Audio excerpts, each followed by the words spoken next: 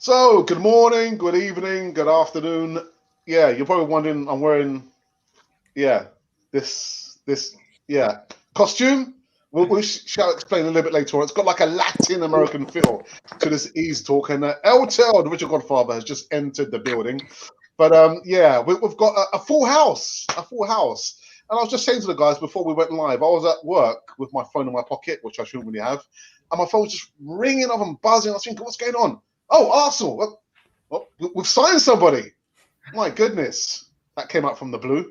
But anyway, guys, we'll talk about that and other bits and pieces on this Easy Talk. Yeah, it's Friday. Friday means it's the Easy Talk. Oh, dear. But we should see you on the other side of this music intro, lads. See you later.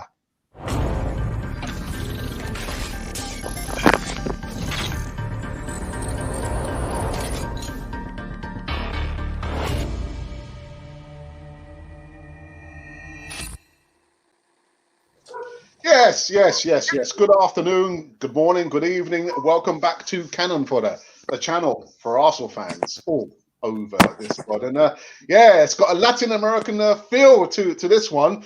LTL, you just entered the building.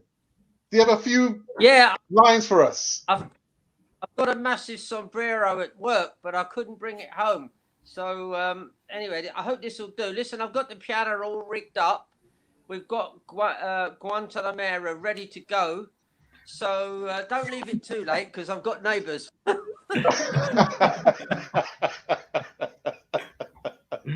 Oh dear me. All right, guys, before we get into this one, guys, make sure you subscribe and hit the bell notification button so you can receive all the latest news right here on this channel. So like I said, we've got a little like Latin American feel to this particular East Talk.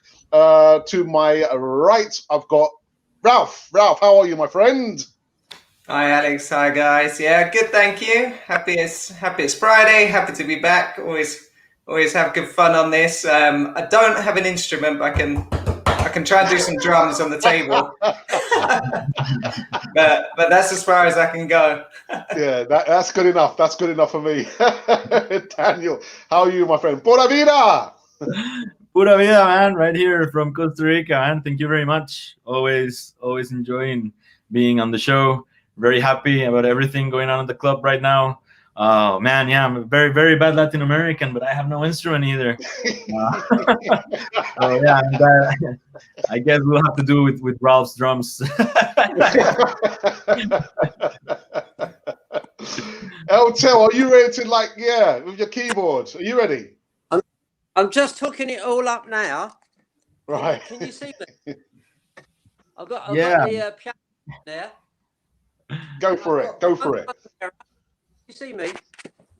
Yep. Yeah, I've got Guantanamera, and I've also got one which is a much more modern song by a guy. It's in Spanish and it's written by a guy called Jim Papulis.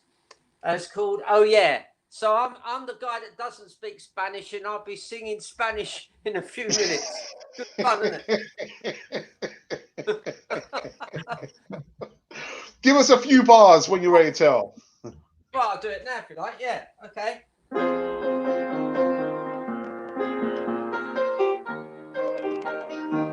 Nice.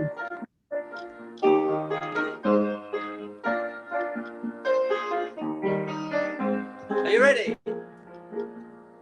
Guantanamera.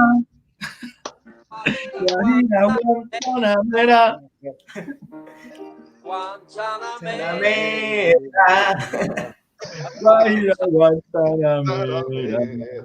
Yo soy un hombre sincero, de donde crece la palma.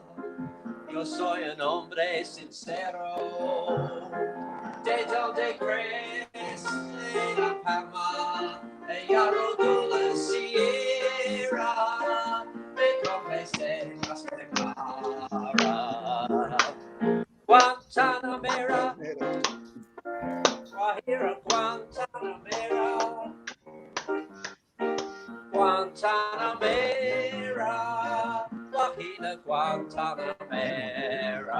And for any English listeners, if I translate it, I kind of fiddled around with the words, and basically, if you translate it, Guantanamera is a place where hero is either a young girl or a peasant girl or a young person who lives in the countryside. And then the first bit, your soy nombre sincero, is fairly straightforward. That's I'm an honest, I'm a truthful man from the land of the palm trees.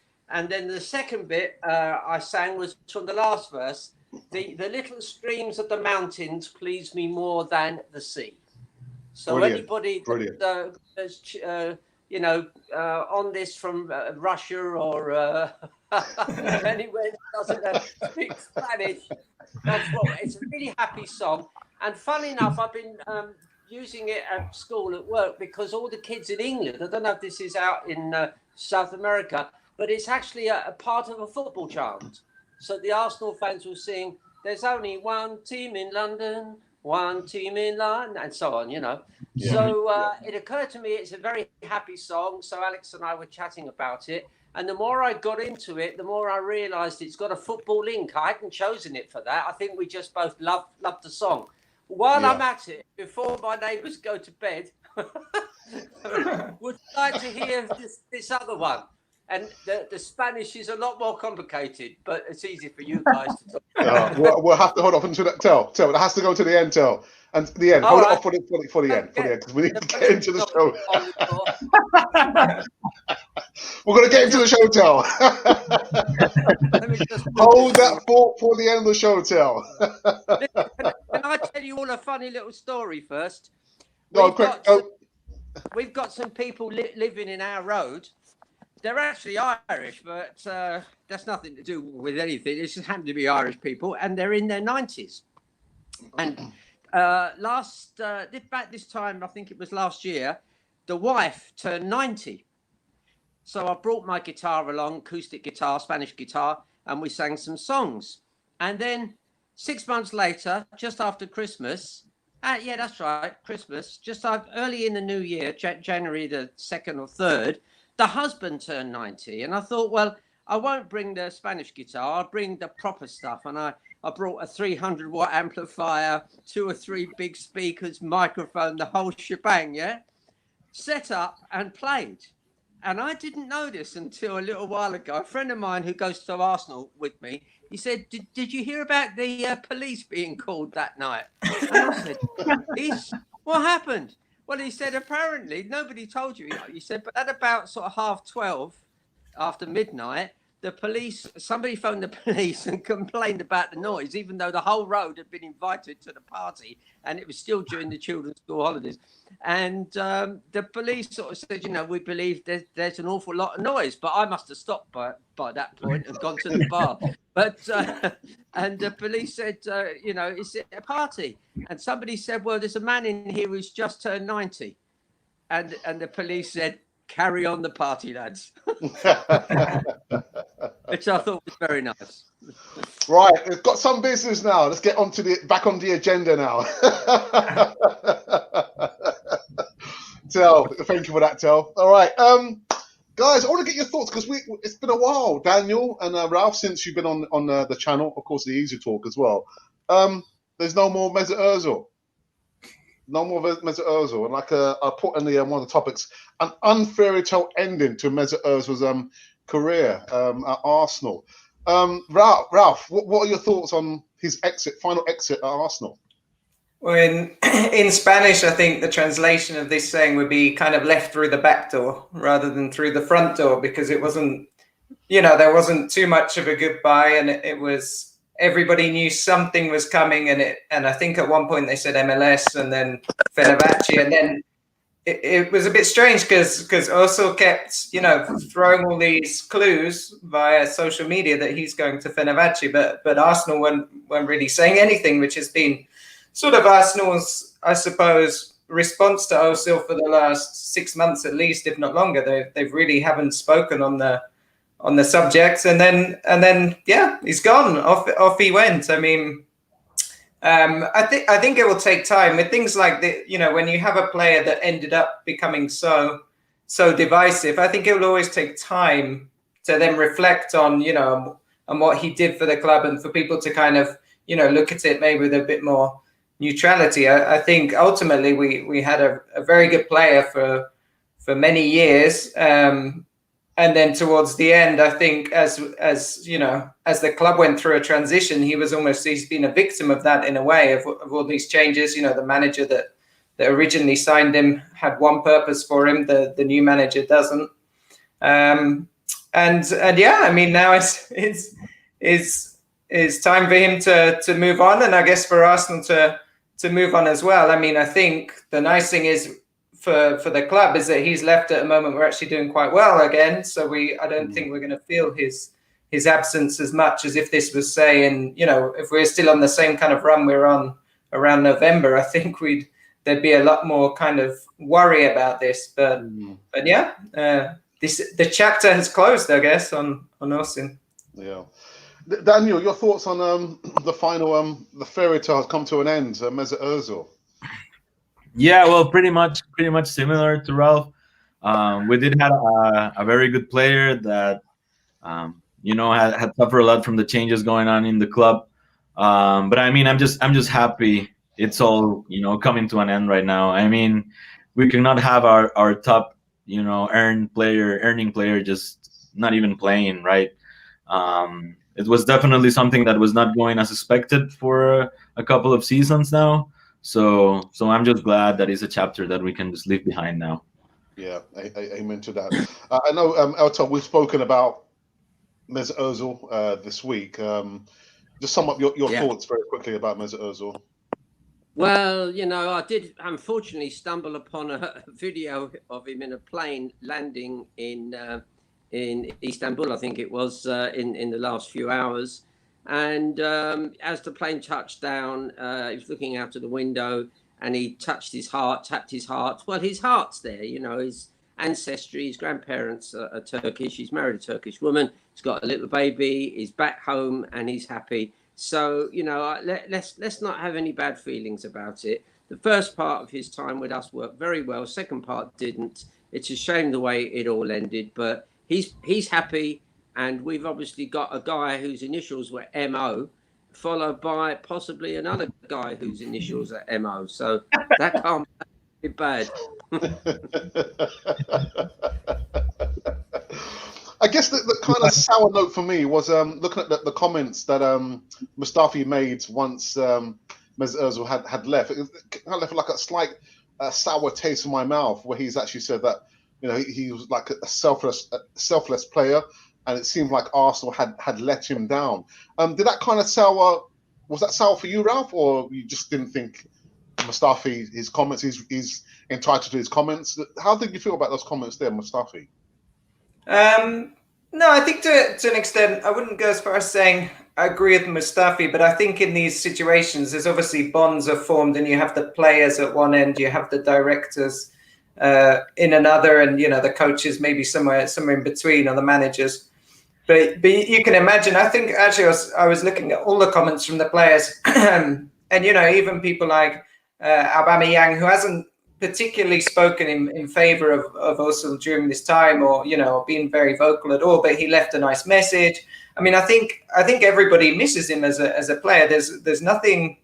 One day we'll find out why, but there's nothing to suggest that he was, you know, disruptive in the dressing room, or he had these kind of maybe, you know, little cliques where he wasn't bonding with other players. There doesn't seem to be any of that, because all the players seem to be siding with him. And then for someone like Mustafi, I think as a player, of course, you know, they're very aware that their careers are very short, even though they do earn a lot of money. These are short careers, and kind of one bad move either way, or you know, one kind of mess up by your agent and you end up at the wrong club, or you have a new manager comes in that doesn't like you, or you have an injury, you know, their positions are still very fragile in that sense. And I think he was recognizing that with the way he was speaking to Ozil, because he has kind of been a victim of the situation, you know, just of all the changes that have gone on at the club in the last couple of years, basically.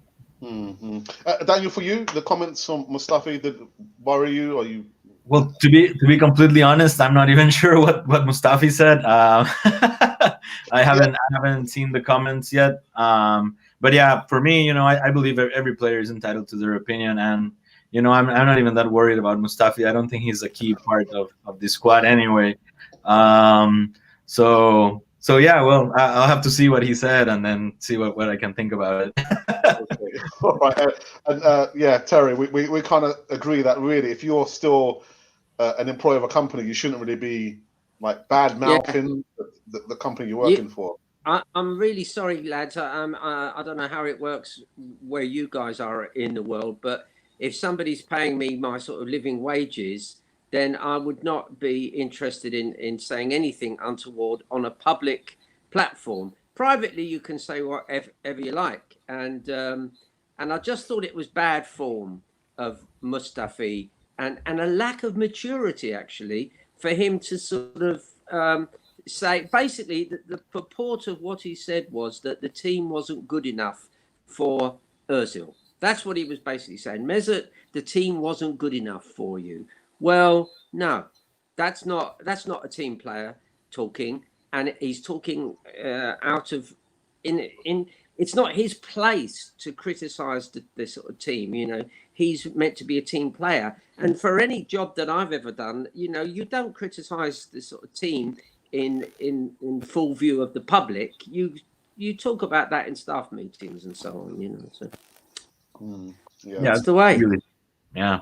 I think that's a good point of the public private, because we have seen that with a few players recently. I mean, Edison Cavani got banned for 3 games for basically putting something on Instagram that he definitely shouldn't, because it wasn't for a public audience at all. And you know, he said his defense was, this a message to a friend, but if it is, then the message should be private. So I think from that point of view, it does make sense to think about how players are conducting themselves, and maybe thinking of Mustafi, who's obviously towards the end of his career, and then we have all these kids coming through at the moment. So maybe there is an element of that you need to be more of a role model there for those kind of players. So that's a good point, and it is always very difficult with players. They're like artists, right? I mean, often artists speak out about their record label, that kind of thing, and because that's sort of they built up their own brand, and a lot of these players are trying to do that too. But then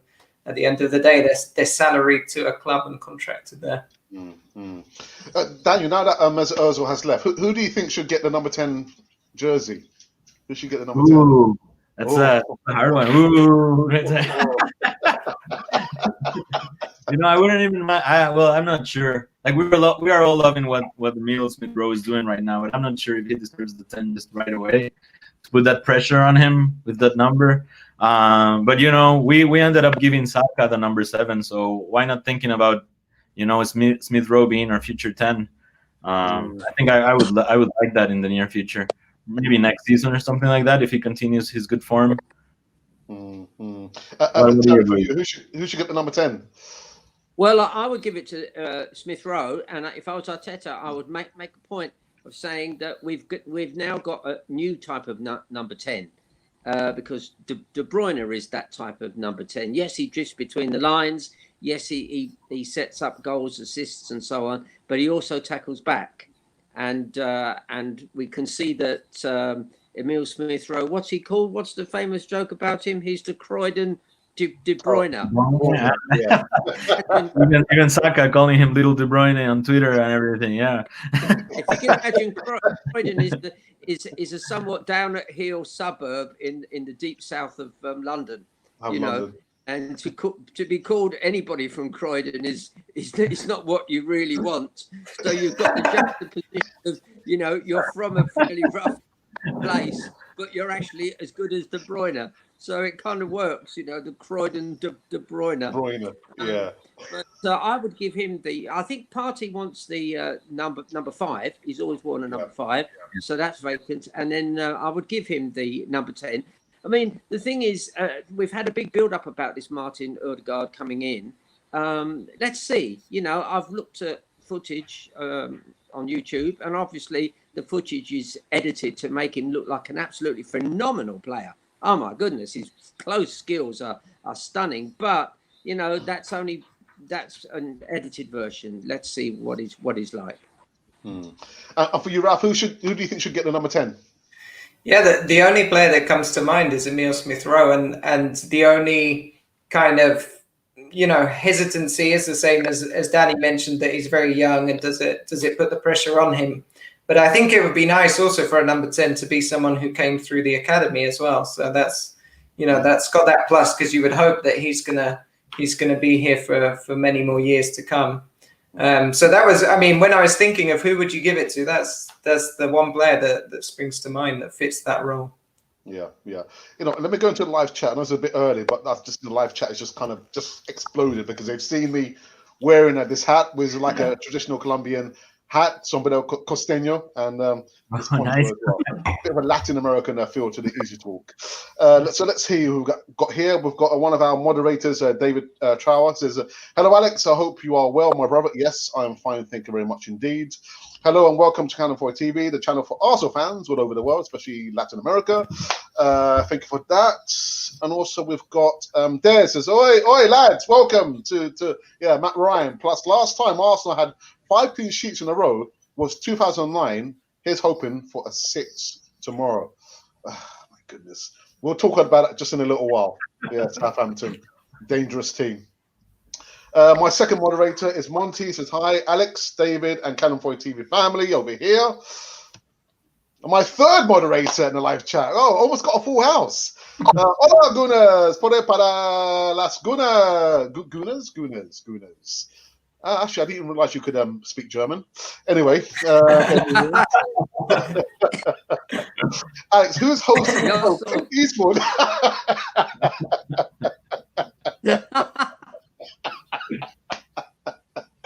That's a good one. That's my brother, by the way.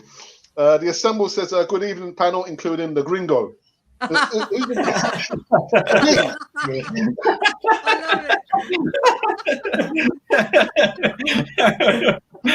He was born and bred in London.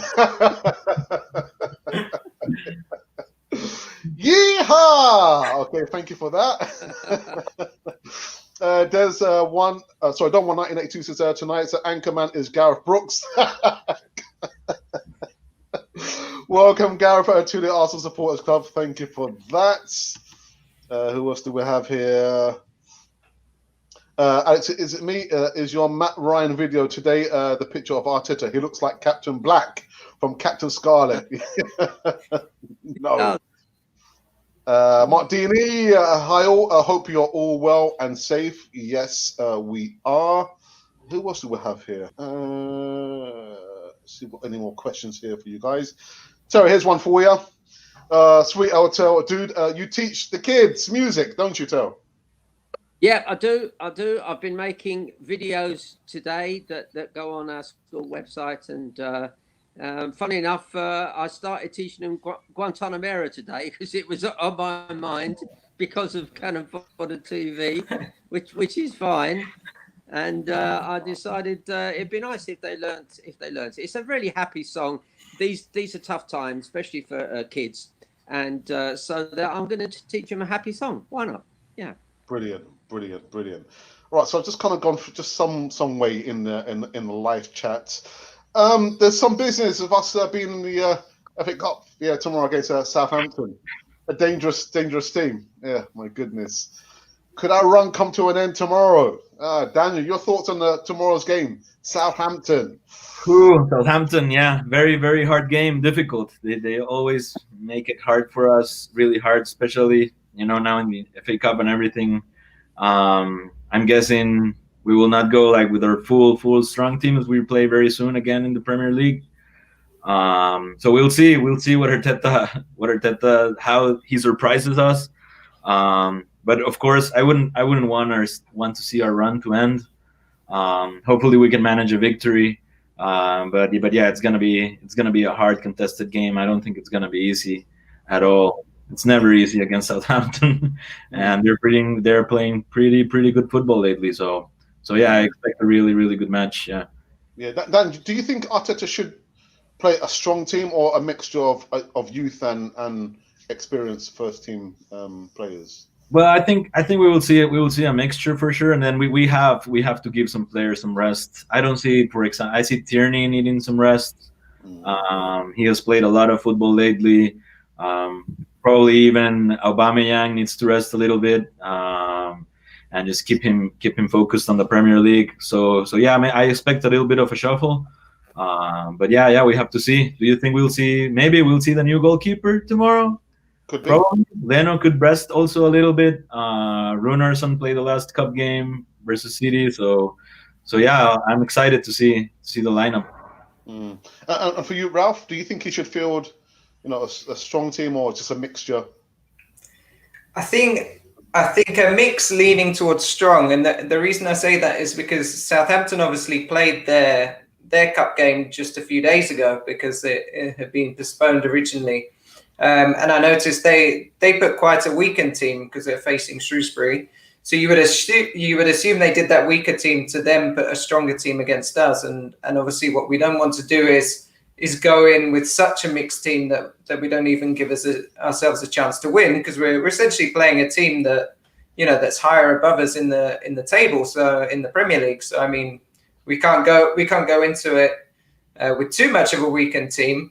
But I do agree with the two players Danny mentioned, specifically Tierney, because Tierney, I mean, he was left out for a precaution, then he's come back in, but probably he's not 100%, and I would prefer him in a Premier League game than a cup game. And also Aubameyang, it's kind of a perfect time to give him a rest now that he got those 2 goals in the last game. So hopefully, that confidence is back there and he doesn't feel he has to be playing to try and find his goals again. He's actually done that. So maybe that's the kind of thing I'm thinking of. Maybe 2 players, 3 players, but not having wholesale changes for this game, because to be honest, otherwise I don't think we'd stand a chance, because it's a very good team. Yeah, absolutely, a really good team. Terry, your thoughts about the game tomorrow? Yeah, I mean, it's interesting that I picked up tonight on that we're going to be letting a few of our players go, and which I kind of half expected. Apparently, the word on the ground is that Ainsley Maitland-Niles is going to be sold at the end of the season, and Ketia too, and then we're going to put Joe Willock out on loan, and so on. So there's, I think we're already on the horizon. Arteta's thinking about how he organises the transfer window in the summer. So that's on one side. So if he's letting those players go, the question is he going to give them a sort of run out tomorrow?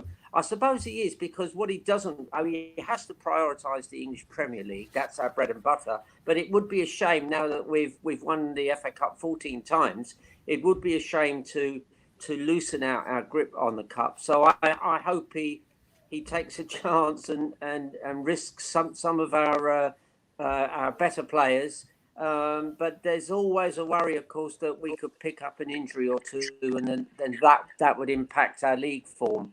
But I personally love the FA Cup. I'm one of the old school that, to me, a big piece of silverware like the FA Cup is very difficult to win. Why else is it that very few other clubs have won it more than about 8 or 9 times? There's only about 3 or 4 of us that have won it 8 or above. I think Man United have won it 12 times, and we've won it now 14 times. So personally, I love cup competitions, and I would like to see him play his best team. And he's already thinking of getting Ryan Bertrand in as a backup left back. And I've looked at his stats, and although he's 30, his stats are superb. He's really fast. He defends well. In particular, he crosses the ball well. And I know Arteta requires a team, a bit like Klopp's teams. He likes the fullbacks to be basically a winger plus a fullback, and that includes crossing. So if he is buying him in the coming week or so, then he can probably risk Tierney tomorrow. So I'd like to see our best defence out there. To be honest, I prefer Cedric at right back to Bellerin. He seems to have a better all-round game, and let's try and surprise Southampton with a cracking performance tomorrow. Before going back into live chat, I know again Ralph and Daniel have been on the channel for quite a while. I never got to ask your thoughts about secret agent Willian, ex-Chelsea player. Did we make a mistake by buying him, guys? Well, it looks that way. I mean, if you go back to that first day, the first game of the season, he was brilliant, and we thought, wow, this is all right. This is some really smart business here. But clearly, with the kind of the rhythm of this season, he hasn't been able to keep up. And then when we brought in younger players, they perform better. And I think he's kind of stock has slowly gone down, and in the pecking order, he's not quite there. I mean, it's hard. It's strange to think of a player that's been so good for Chelsea creatively and going forward, hasn't been able to offer almost anything other than that first game. I mean, it's one of those players that isn't bad to have around in the dressing room. I mean, he's a winner. He's won a lot of things.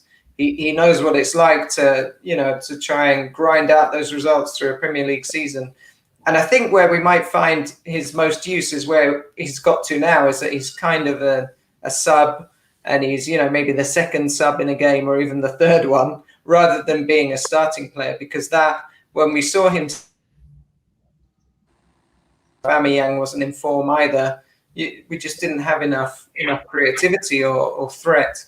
So no, we haven't done very well, I think, with these signing players from Chelsea. I don't know if that's a strategy we should keep going with. Call it off.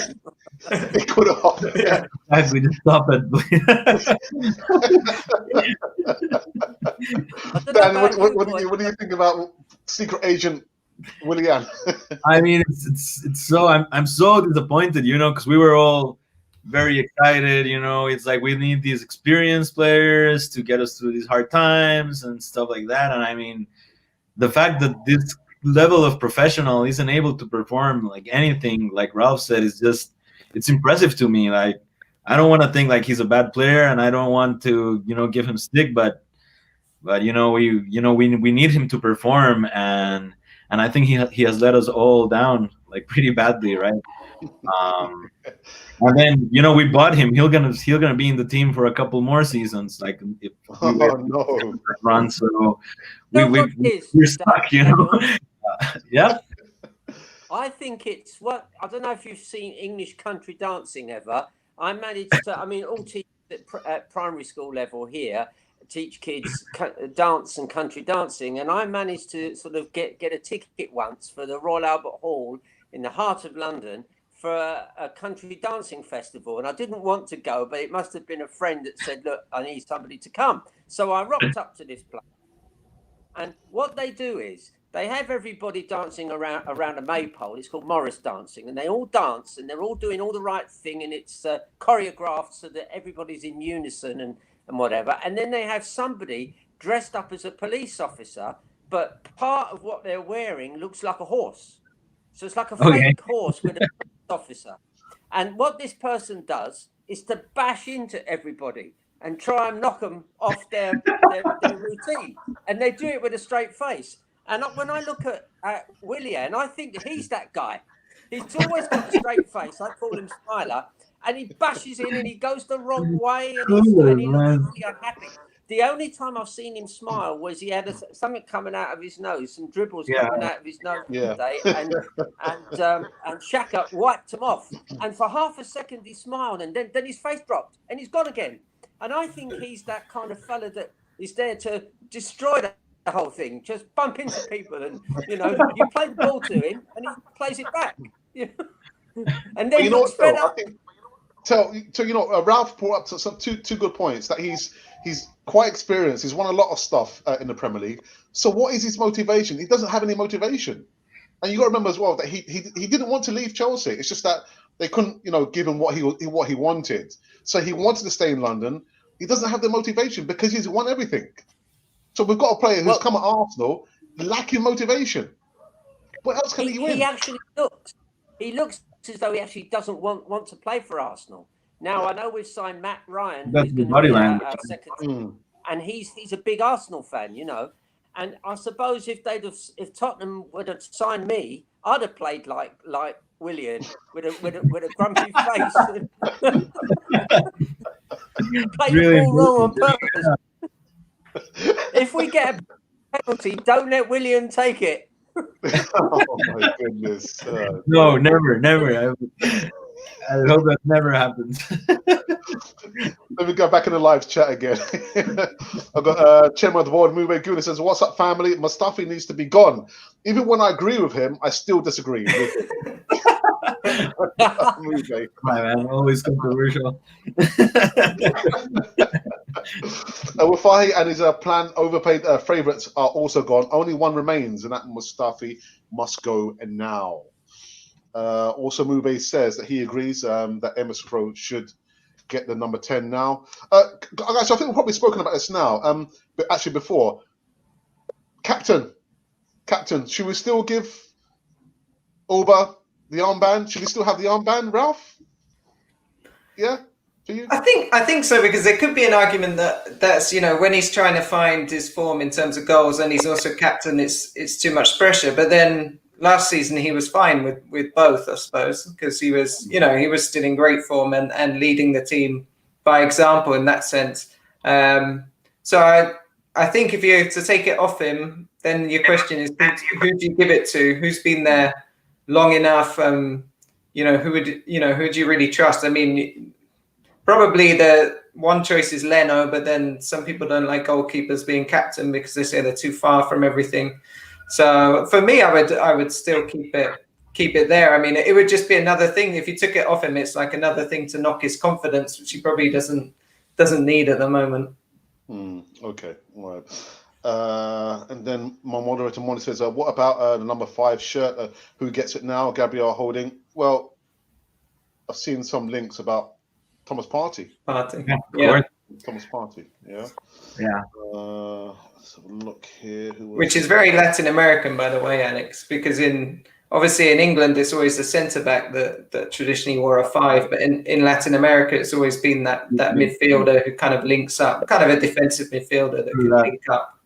Mm-hmm. Yeah. Mark Dini says, to be honest, I hope the mole is William and he has broke some kind of secrecy clause in his contract and we can terminate it. That's not going to happen. The Official Secrets Act. David says William was a mistake, but it's hindsight, isn't it? Now we can see how he's not playing. It's easy to say that it was a mistake, but who would have thought we would have seen those performances or lack of performances from William? Hindsight is a wonderful thing. It's a wonderful thing. But anyway, who else do we have here? Levan J says, Dave Trower, drink some coffee. It'll wake your brain up. Okay. What's going on there? William, run! Oh dear. Okay, who else do we have here? All right. Okay, so we've got Kieran Tierney, future captain. Daniel? I like him. I like Kieran Tierney as a captain. His attitude when he backs up our players, he stands up for the referees. I really like his attitude. Terry, I think you've spoken about Tierney before, haven't you? Captain in the making. Yeah, I mean, the sort of conventional thinking is in the game that it's the centre backs who do less running because fullbacks now have got a massive job, and that the centre backs see the whole game in front of them. The goalkeeper does too. And in the past, Arsenal have had some fantastic centre backs as captains. Like obviously you can't go past Tony Adams, but we had Frank McClintock before that. We've had some good centre back captains. Tierney is probably one of our best players. I don't think Aubameyang feels the stress of being captain. I mean, when we won the FA Cup, he hadn't even checked on YouTube to see how an Arsenal captain or any captain is supposed to pick up the FA Cup, and he picked it up and the bottom fell off it, and then the top fell off it, and you could see him thinking, he didn't even look embarrassed, he was just puzzled. How does this thing work? So I think he's such an easygoing kind of guy. He gets a bit grumpy if he doesn't score goals, but obviously we've seen he can come out of that soon enough. And I don't think it is particular, unless the press are on his back, I don't think he particularly minds. He's a happy-go-lucky sort of a guy. But personally, when the times get tough, I would like to see our captain be somebody who's got that kind of passion beating in their sort of breast. Now, we've had captains in the past that have that, And with Frank McClintock, who was the captain for Arsenal when I first started watching them, he'd lost a few cup finals when he played for Leicester, and he'd never won at Wembley, and he had all kinds of things happen. And when he finally got to be captain of Arsenal and he won an FA Cup, it meant so much more to him. We've all seen Tony Adams, who led by example. So do you know what? It's a long shot, and it might be a year or two away. But I think Gabriel, obviously, he's learning English, but I think he might be a good captain at some point. He's in the right. He's a centre back. He's calm. He's cool. He's collected. He's got poise. And I think he might be in a year's time somebody that would easily, once his English gets quite good, I think he could be a very good captain. Yeah. I've got one here from DWTT. It says Arsenal is doing business, good business, right, Ralph? Well, in the case of Matt Ryan, I think that's a great bit of business. I mean, it's very hard to get this Premier League quality goalkeeper to come and join you in January, and also know that they're going to sit on the bench for most of the time. And what I liked about it is that none of us knew about it. Like nobody knew about it, not even the press. So that's that's good business. Not all these things that go in the press and drag on, and values go up and down, and then you're not sure if a player's going to join. But I think that's good. We don't know if, Odegaard isn't confirmed, but that would be good business if it's a loan, because it's low risk. It's low risk, and you have a player who actually did very well on his last loan in Real Sociedad, and then when he came back into Real Madrid, he hasn't got a look in, but then he's behind Modric and Toni Kroos. So, that doesn't mean you're a bad player, and there's no risk to it. So that would be a good bit of business. What we want to avoid are some of these long-term contracts of players over 30. Daniel, for you, good business? Arsenal doing some good business now? Yeah, definitely. For me, it's good business. Like Ralph's saying, we're doing business that not even nobody was expecting. We're doing business fast, and yeah, I think it's positive. Both of the signings that we've made, and especially in this, with all the clubs going in a crisis, the pandemic, no one is expected to spend a lot of money. And we're still managing to have two new players that I think will bring something positive to the squad. So yeah, I'm happy for today. Yes, brilliant. I don't know if anybody's picked up on this, but when we've got a goalkeeping coach called Inaki Kanya, I think he's Spanish, and he is a small guy, and he obviously likes small goalkeepers, which is why we lost Emi Martinez in the summer. We then went from a 6'4" to 6'3" in Leno. Then they brought in Runarsson, who's 6'1", and Matty Ryan now is 6'0". So we're obviously going for the smaller goalkeeper. I don't know what people think of that, because if it carries on, we'll have somebody 5'7" in goal.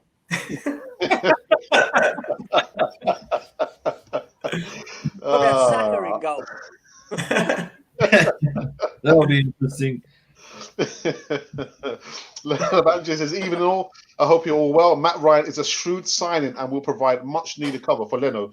Hope Odegaard deal goes through. I think I think with the Matt Ryan deal, that's perfect, because we said for the longest time, if Leno gets injured, we're going to be stuck. The gap between Alex Vonderson and Leno is so huge. But Arsenal appear to be listening now and doing some business. Do we need any more signings, Terry? Do we need any more signings this transfer window? Well, we definitely need a left back as a sort of a backup signing. And as I say, with Bertrand, I've looked at his stats. He's fast, he crosses well, he's a good defender. He's very experienced in the Premier League. And if he's happy to come in as a sort of as a backup to our left back, then that seems perfectly acceptable. And I'd go for that straight away. And then it depends on how Odegaard settles in. From what I've heard, which is really strange, we might be getting him on a 1.5 year loan, which is the longest loan I've ever heard of. Wow.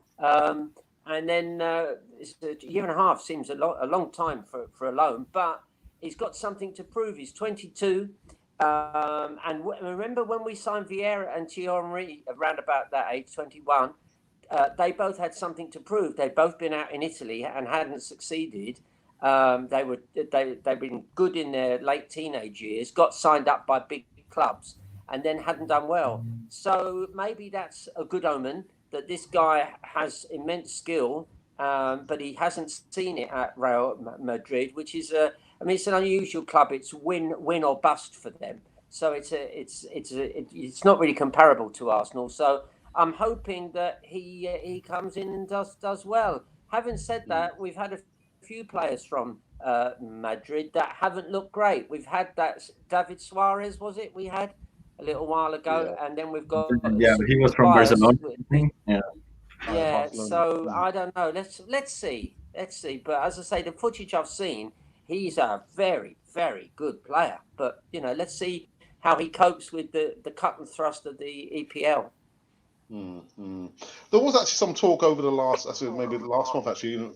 Isco from Real Madrid.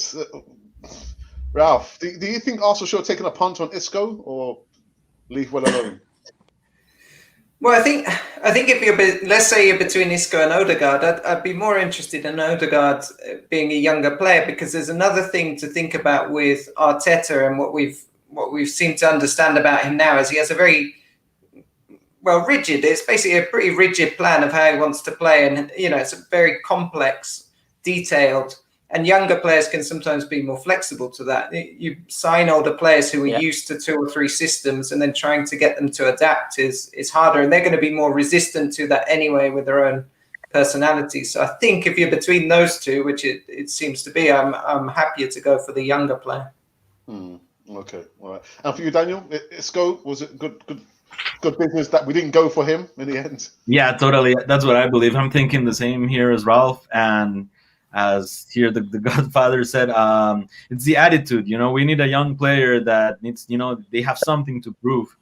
And even last season, if you watch Spanish football, like watching Odegaard in Real Sociedad was a breath of fresh air compared to what Isco was doing at Madrid.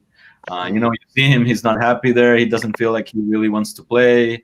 And then he would come with this big name, big salary, lots of pressure to perform. And then in this case, I'm really happy that we went for Odegaard instead of Isco.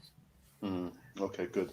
I think also it's worth Arteta is quite a young manager, and if you've got players that are only 3 or 4 or 5 years younger than him, it's difficult for him to establish his ideas, because these guys will have a wealth of experience.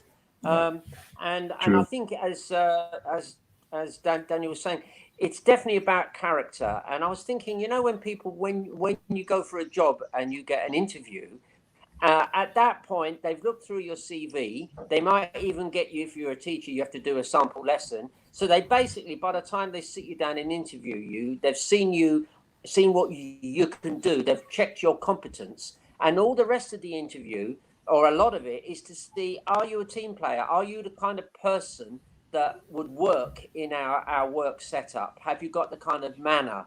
Have you got the character, the personality that fits? And I think if you get in a player who's set in their ways, like Isco might be, it's difficult. If you get a young guy, get him in and say, look, we're going to give you one of the biggest platforms in the world, but this is how I want you to play. And it looks to me, when I see Willian, he looks as though he's never bought into the Arsenal project. And I've seen that look in his face from kids in school. If you introduce a new topic that they're learning, say in maths, you've got to make it relevant, because if you don't, the kids look at you as if to say, I don't want to do this. I don't know why I'm doing this. I never wanted to do it, and I don't know why I'm here. And all those last 4 sentences apply to Willian. He doesn't know why he's here. He doesn't want to do this. He doesn't see any point in it. Why am I here? Surrounded by motivation, right? Yeah. You want this? Yeah. And I'm wearing red and white. What's going on here?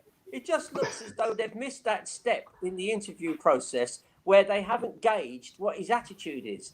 And listen, boys, we don't know. He might have problems at home. There might be something going on in his family that, he's just not, it doesn't seem right for it. And a bit like Saliba, who I think is going to be eventually a very good centre back. You've got to go with it a little bit, and you've got to try and help these people become part of your team. And sometimes you need to know the background and the family issues or what's inside a place. I think Arteta has said that once or twice, that he tries to understand what's in the player's mind. So his first interview with every single member of the first team squad was a one-on-one interview where he let the player talk and say what he wants out of his football life. You know, he's been given a platform to be a footballer in a top professional team. What do you feel about that? Where do you see yourself going?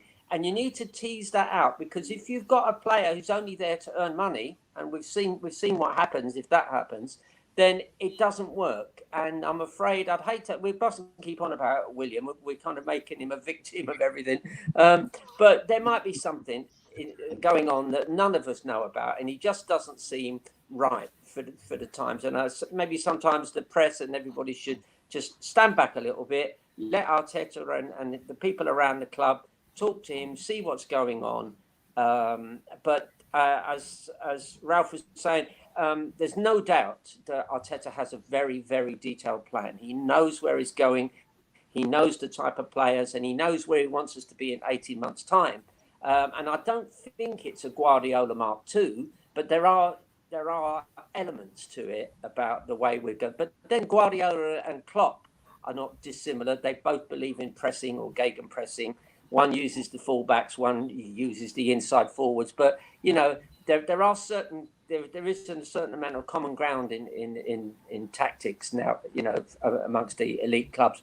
But I just feel that our friend William just doesn't seem right, doesn't seem happy, and I think he just needs to be given a time to talk to Arteta and talk about how he feels. I'm sure he feels it himself, that it isn't working and it isn't happening, you know. Mube Guna says Ronison should never play for us again. Oh, that's a bit harsh. Play Leno until Ryan is ready. Mark says I think Southampton will put a strong side out. I have no doubt. No doubt at all. Yeah. David says I take a draw against Southampton and beat them at home in the replay, giving us time to rest certain players against them on Saturday. Although, Daniel, you're shaking your head. I'm like, no, I don't want to replay. I don't want another game. Yeah, I was thinking that as well. Yeah. But are there replays? Just because in the third round there were no replays. No. There are replays, right? So I'm glad about that. Yeah, it's all or nothing. Yeah. Oh my goodness, all or nothing. God, dearie me. Who else do we have here? Let's have a look. Oh, Barlow says bring Nelson back and get rid of Willian. I did joke about this. Would Chelsea take him back, Terry? Would they take him back? Oh no. Once he's gone, he's gone. I would love to send him back. I'd pay his tube fare across town straight away. But no, let's pretend like nothing happened. Not going to happen. I think Chelsea did actually offer him a contract. Now, why he then chose Arsenal instead wasn't because we play in red and white. I suspect I think we offered him a longer contract. That's what it was. And I presume he's got a wife and kids here. So he thought, you know, we keep the kids at the same school. He probably hasn't moved house. So it was a marriage of convenience, if you like. And those marriages don't really work out, do they? If this was a marriage of convenience, he looks like he's ended up with the wrong woman.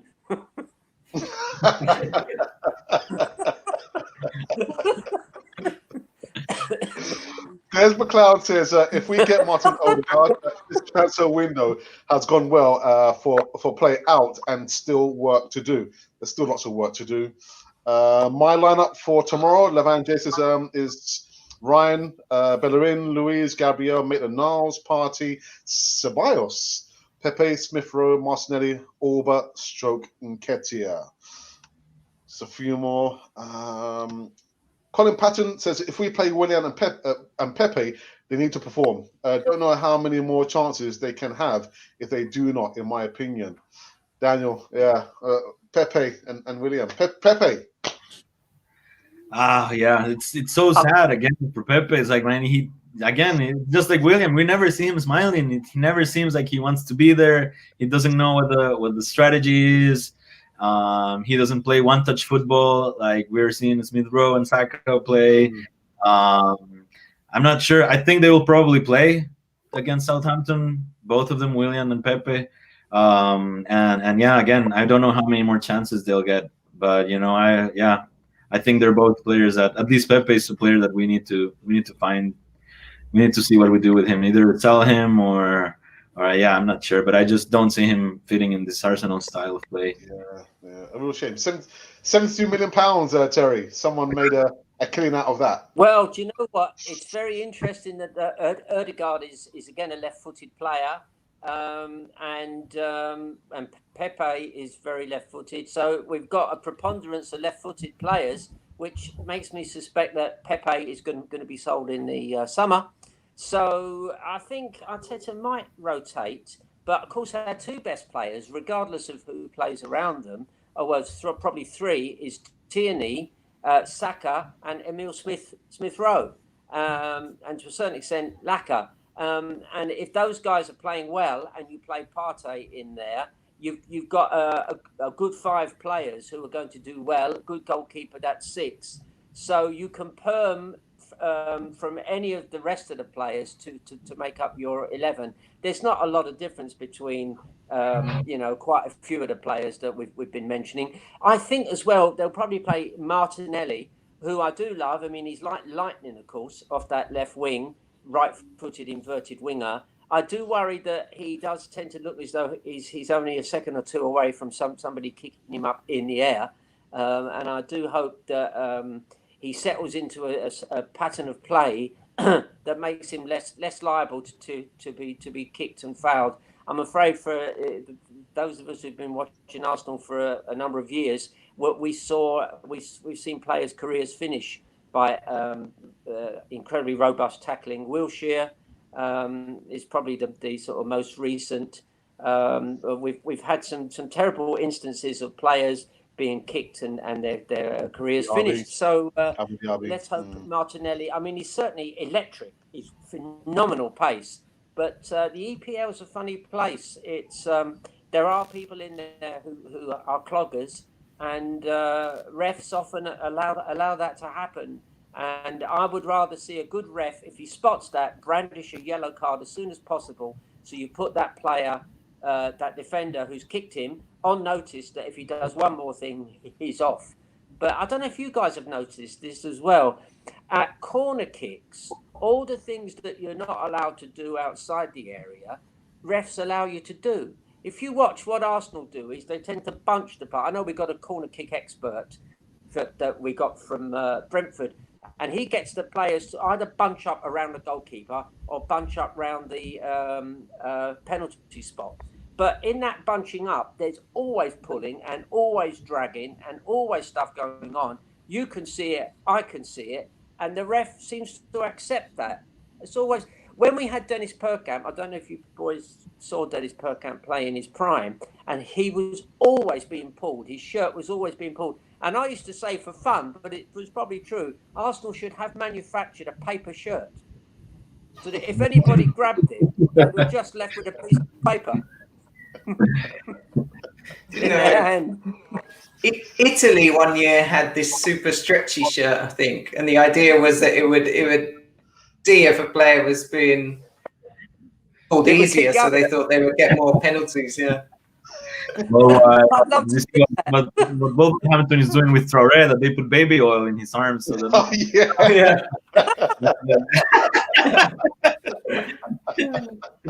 So we've gone from paper shirts to baby oil. Baby oil. This is a good one. This one today. Ralph, here's one for you. Do we need a partner for Partey, or is Partey of one enough? Yeah, he needs a partner, but he can take on the sort of lion's share of responsibility in terms of covering, because he's a very mobile player, and I think he's got brilliant movement off the ball, both both when he's looking to receive the ball or when he's having to anticipate defensively. So I think you still do need to play him with somebody, but he's going to be, he can do more of that defensive work. I mean, I think it was at the last game he was playing with Xhaka, and I thought Xhaka had one of his better games because he was, he felt he had a bit less pressure in terms of being defensive and was able to create a bit more and link up a bit more. But Partey, I mean, let's fingers crossed doesn't get any more injuries. He's looked really good. What I really liked is he's talking about fitting into systems. He's already done that. If you watched him in the last game, what he would do is come towards the defenders, but he was doing it at the same time that a Lacazette or an Emile Smith-Rowe was coming towards the defenders as well. He knew he was creating space for them, and he knew when to time that movement. I mean, a really, really good player to watch. Mm-hmm. Tell, here's one way for you, Tell. Arcel Tell, Richard Godfather, how much will he top up with them Oyster cards to send them across town? Well, the only thing I'd do is I'd make sure he didn't have the return fare on it. I don't want it. I want him to have a one-way ticket. I don't want him to keep coming back again. I'm back again, still. Here I am. No, the other way. Oh, dearie me. You know what, guys? We have come to an end. We've come to an end. The hour has gone super quick. Tell, do you want to do like a little ditty on your keyboard or your guitar before we end this one? Yeah, I'll just take this over. All right. So this okay. song, guys. While she's setting up, I'll be talking. Be careful with the police. Yeah. Guys, would you be prepared to give me a prediction for tomorrow's game?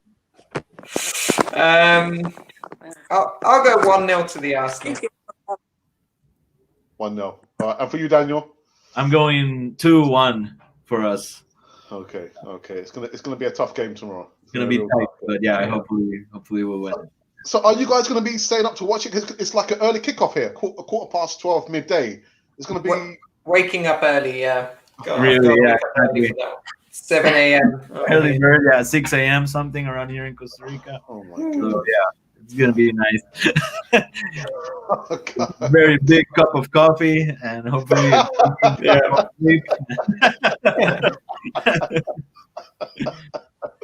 All right, I think Terry is ready to play us out. Everyone who came in the live chat, I didn't get to read all the comments.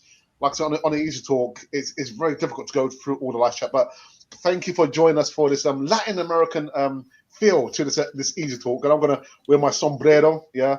And Terry, I think when you are ready, you can play us out. Tell. Yeah, it's got a bit of a samba vibe going on to it. And I'll give you the words first because you probably won't understand them when I start singing them. The words are Estás solo, llorando, en silencio, en la oscuridad. Estás soñando, deseando, con esperanza por la oportunidad. Escúchalos, ellos te llaman. Okay, I've no idea what that means, but it's fairly legal because I do teach it to kids. You have a good accent, actually. So whilst Terry plays that, again, I want to thank everyone who joined us this evening. Ralph, always a pleasure to have you on the Easy Talk. Fantastic. Same, always a pleasure. Brilliant. And Daniel, pura vida. I will be in Costa Rica this year, believe me. Yeah, thank you very much for inviting me, and yeah, we'll be happy we can make the show. Brilliant. Estás soñando, deseando, con esperanza por la oportunidad. Escúchalos, ellos te llaman. Oh yeah, are you listening? Oh yeah, can you hear them call?